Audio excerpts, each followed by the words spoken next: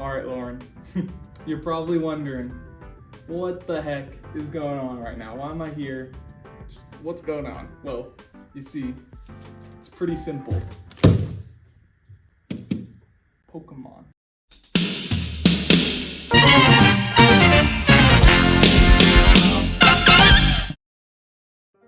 Okay, so I want to start with what Pokemon's really about and like the main appeal to it. And it's, I'd say, kind of bonding with these creatures through battling and exploring the world with them. So let's start what you'll primarily be doing throughout the game, which is battling. Alright, and so we have Pokemon's defining mechanic, I'd say, which is typing. So I put up 3 little Pokemon along with their type, and so I think it's pretty self-explanatory. You know, these are 3 pretty basic types. So fire, you know, you got the fire horse. Water, you got this little seahorse. Oh, 2 horses, I didn't even think about that. And then grass, you got this little radish guy. And so what's really important about types is how they interact with each other. So this is like a kind of the most basic example of it. So think fire is like strong against grass because it like burns grass, you know.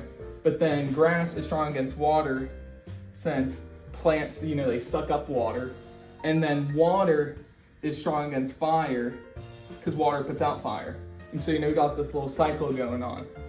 And so with this, you know, this matters a lot in battle because like a fire type attack is strong against a grass type Pokemon, you know, so it does 2 times damage, if you're getting what I'm saying. And so both the Pokemon and the moves they use have typing.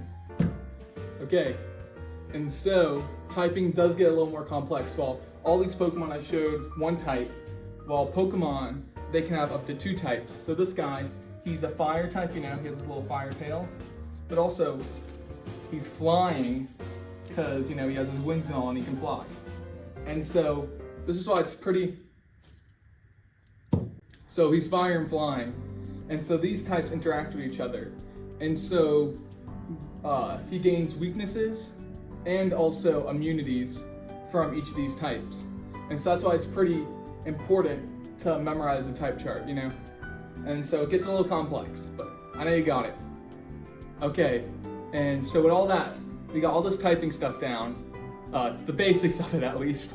And so then we got kind of one more quirk, which matters a lot with types, especially in this game specifically, is that there's a difference between Pokemon's special attack stat and their normal attack stat. And so while in later games, this is determined by the move they used, Pokemon's special attacks and normal attacks are based off the type. And so special attacks, they are more elemental types, so kind of like your fire, your grass, your electric, you know? And then while physical attacks, just normal attacks, they are the more kind of earthly elements, I guess you'd put it, or like genuinely just physical things like flying, you know, kind of like birds and like wings and all. And so it's really important to look at these 2 different stats along with the typings of the moves they're using. And so for like Charizard right here, you know, it's important for him to have both a high attack stat for his flying moves and a high special attack for his fire moves. And so, you know, some Pokemon, they may be like a water type, but they might have like super high physical attack only for like kind of basic moves. So it really can't use its water type very well besides for like defensives. Okay, now that we got the basics of Pokemon battling down, you might be asking, how the heck do you even get these little guys? Well, that's where we get to the other part of Pokemon, catching. While you're exploring, you'll encounter wild Pokemon. And so let's say you encounter this little guy. And so, you know, how do you catch it? That's where these come in. Boom, your Pokeballs. And basically, catching is kind of a game of lowering its health down without killing it, you know? So you want to kind of just whittle it down and try to get it as low as possible. And because the lower its health is, the higher it is, or the higher likelihood it is to catch the Pokemon. And so with that, there's also status conditions, which I won't get into because they're kind of complex, but things like putting your Pokemon, or putting this Pokemon asleep, which is also just good for battle. So kind of because of that, it's good to have kind of Pokemon that can play like more of a supportive role, like this Pokemon. It can, it can like apply status effects to weaken the Pokemon, but also to catch it. And so once you weaken this Pokemon pretty down, or like applying the status effect to it, then you can start throwing your Pokeballs at it. And so once you do that, catch your Pokemon and you can add it to your team. Yeah. While you're out exploring in Pokemon, you'll find more than just Pokemon, but you can also find items which are represented by little Pokeballs.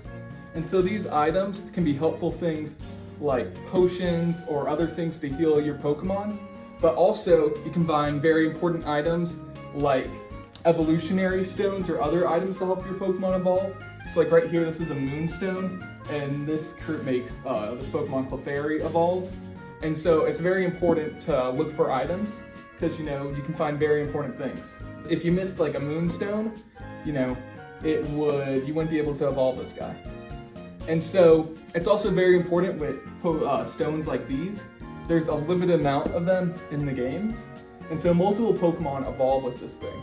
And it's kind of your decision to figure out what are you going to spend it on. Like, what do you like? What do you want to have? And so, do you like Clefairy? Do you want to use it, or do you want to maybe save it to see what else you can evolve with it? And yeah, so there's these multiple dilemmas.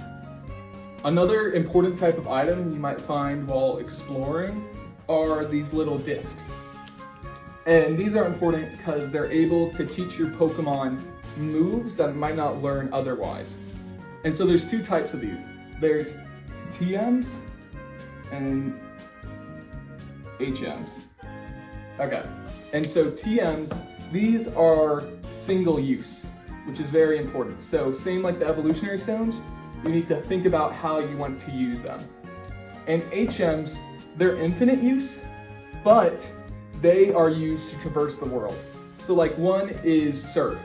And so some water type Pokemon can learn it, so you can surf across water and explore more.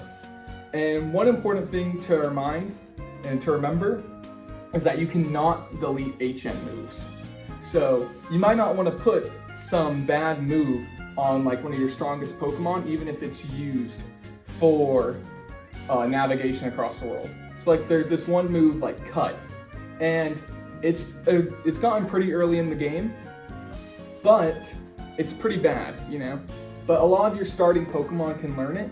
So if you plan to take a Pokemon through the whole game, you might not want to teach it like a bad move like Cut, even if it is technically useful in the moment, because then you're kind of stuck with it. And that's the basics of Pokemon. And so I realized that was a lot, and I'll be here to try to help you.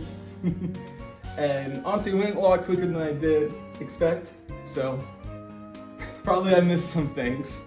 But I hope this was helpful, and thank you for listening. And I really appreciate it. I love you, Lauren. Thank you.